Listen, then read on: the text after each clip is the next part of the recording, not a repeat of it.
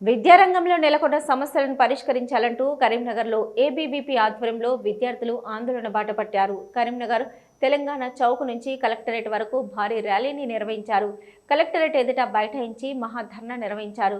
ప్రభుత్వానికి వ్యతిరేకంగా నినాదాలు చేశారు. పెండింగ్లో ఉన్న స్కాలర్షిప్లు రియంబర్స్మెంట్ను వెంటనే విడుదల చేయాలని డిమాండ్ చేశారు.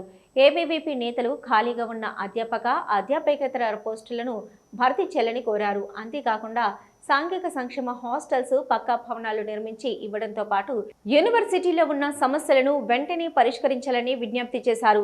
గత ప్రభుత్వాలు విద్యార్థులను విద్యారంగానికి తీరని అన్యాయానికి గురిచేశాయని, కాంగ్రెస్ ప్రభుత్వం సైతం విద్యారంగాన్ని చిన్నచూపు చూస్తుందని ఆవేదన వ్యక్తం చేశారు.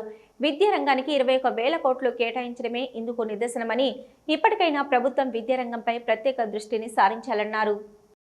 ఇప్పుడున్నటువంటి ప్రభుత్వాలు కూడా కాంగ్రెస్ ప్రభుత్వం వచ్చి ఇప్పటి 3 నెలలు గడుస్తున్నా కూడా ఈ యొక్క హాస్టళ్లలో మౌలిక వసతులు లేని కారణంగా ఈరోజు ఎంతోమంది విద్యార్థులు విద్యార్థులకు దూరం కావాల్సిన పరిస్థితి ఉంది.